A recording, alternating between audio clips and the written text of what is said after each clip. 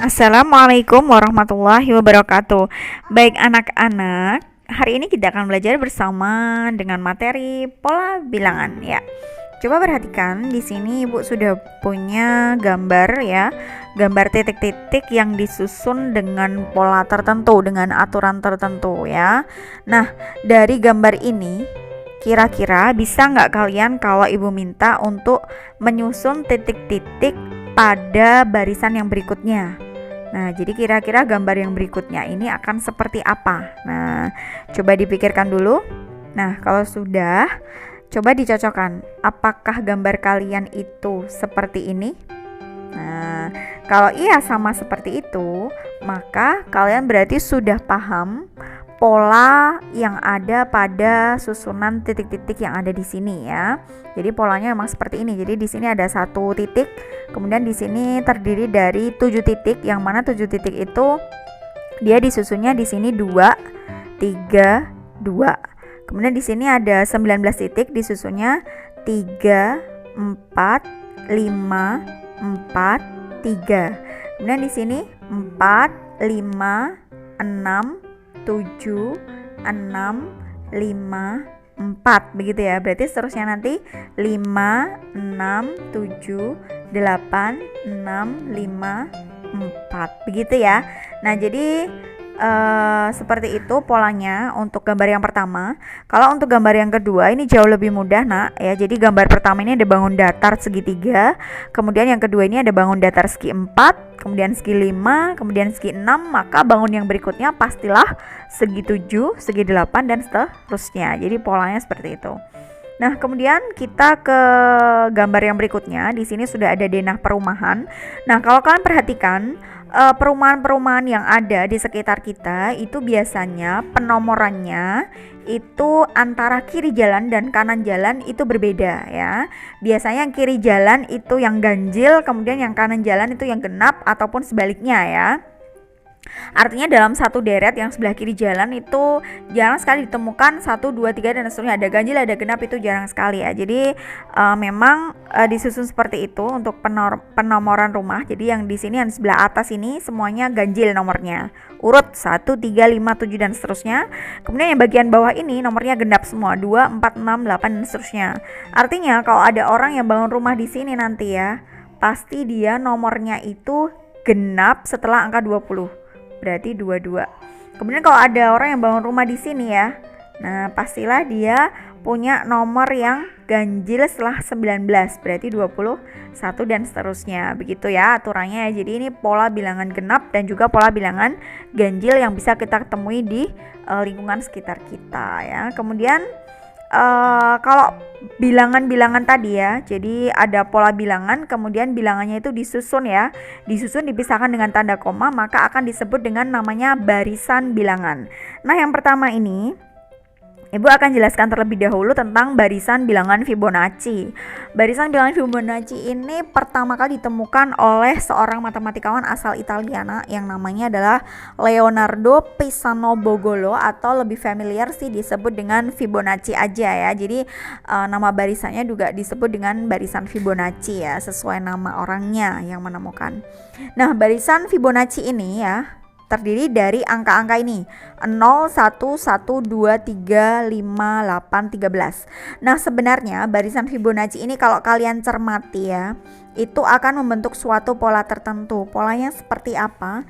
Itu ternyata besarnya angka yang ada pada suku ke N ya, misalnya ini 13, itu merupakan jumlahan dari 2 suku sebelumnya. Nah, berarti 13 ini merupakan jumlahan dari angka 8 ditambah 5 begitu ya.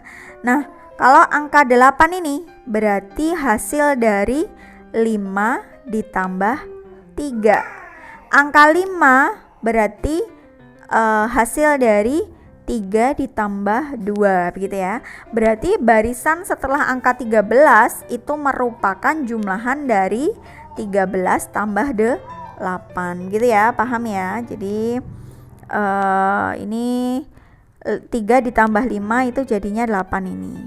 Nah, nanti 5 tambah 8 hasilnya 13. Nah, 8 tambah 13 berarti nanti di sini ya 21. Berarti yang berikutnya ini 13 tambah 21 berarti 34. Yang berikutnya berarti 21 tambah 34 itu berarti 55 dan seterusnya begitu ya. Nah, dan seterusnya. Kemudian kalian bisa amati di sini sudah ada gambar beberapa bunga ya. Di sini ada white calla lily ya. Di sini punya mahkota sebanyak satu ya, satu lembar aja nih mahkotanya. Kemudian euphorbia ini masing-masing bunganya punya dua mahkota ya, dua lembar mahkota. Kemudian trillium ini 3, columbine ini ada 5. Kemudian blood rose ini ada 8 ya. Kemudian Black-Eyed Susan ini ada 13.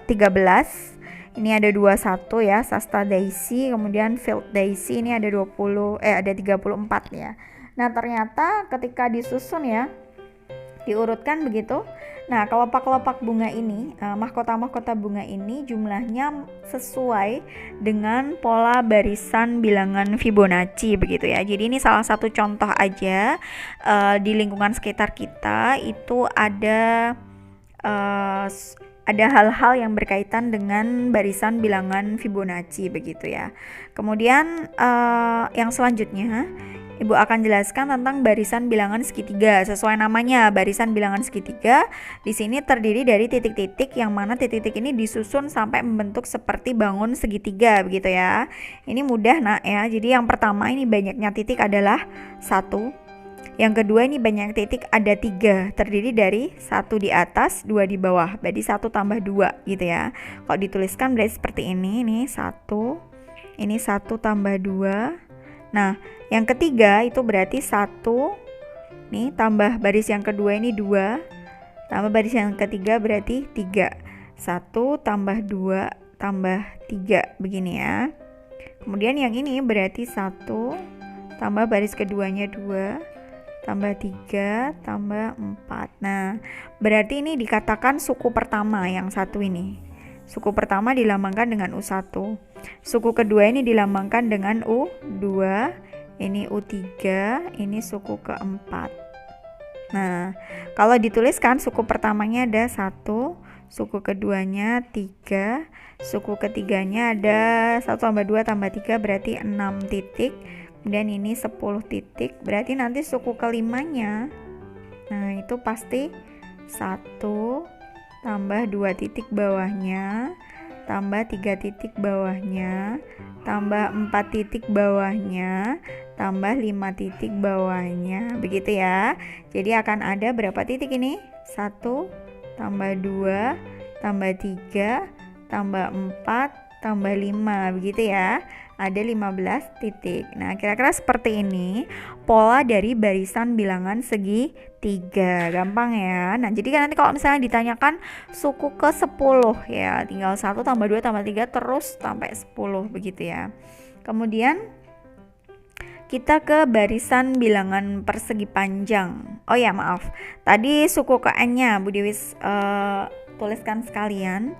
Ini nanti bisa disimpulkan bahwa rumus suku ke N-nya adalah setengah dikalikan N kali N plus 1. Nah, seperti ini. Jadi nanti misalnya saya mau mencari suku keempat ini tadi ya. Suku keempat. Jawabannya kan 10 nih. Bisa dicari dengan menggunakan rumus ini ya. U4 berarti N-nya 4 setengah dikali 4 dikali 4 tambah 1 berarti 5.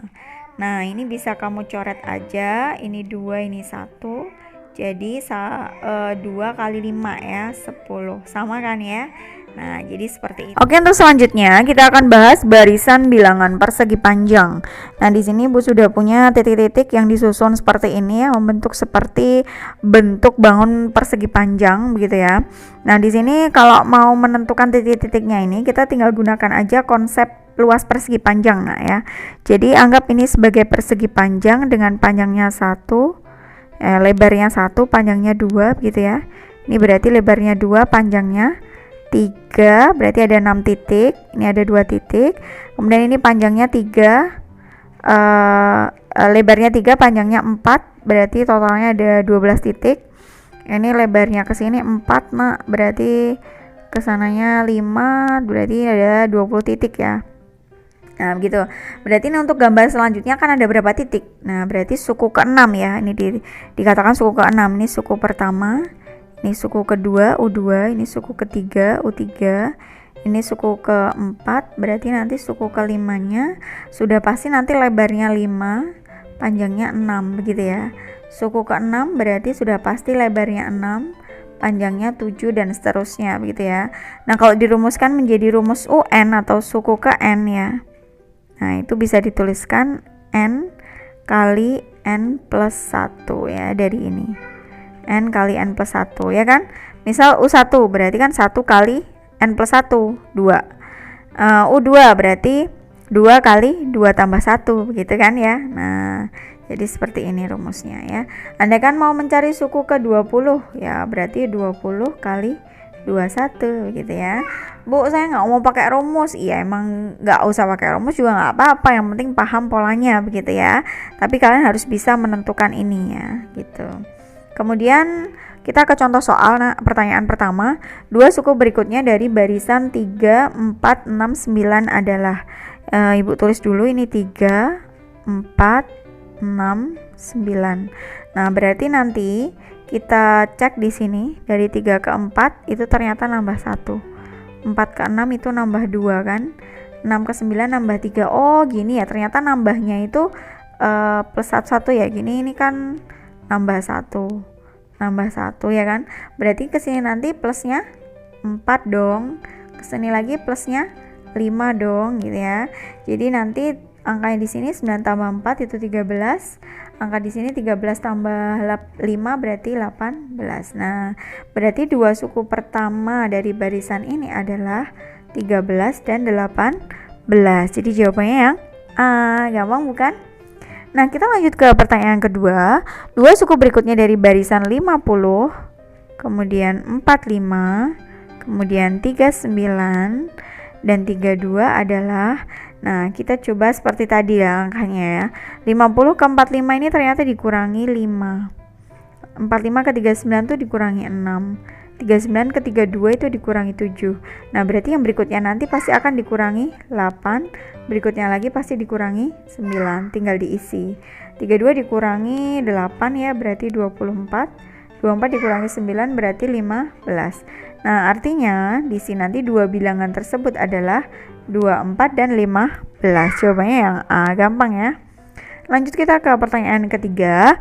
2 suku berikutnya dari barisan 2, 3, 5, 8, 13. Nah kalau kalian cermat, barisan ini nanti akan sesuai dengan namanya tadi barisan Fibonacci ya. Barisan Fibonacci. Nah barisan Fibonacci tadi aturannya bagaimana? Besarnya suatu suku itu merupakan jumlahan dari 2 suku sebelumnya. Nah berarti kalau setelah angka 13 itu nanti pasti 13, maaf ya, jadi setelah angka 13 itu nanti pasti 13 tambah 8 jadi 21. Nah di sini 21. Setelah 21 berarti ya 21 tambah 13 jadi 34. Nah jadi 2 suku berikutnya adalah 21 dan 34. Sekian pembelajaran kita hari ini. Wassalamualaikum warahmatullahi wabarakatuh.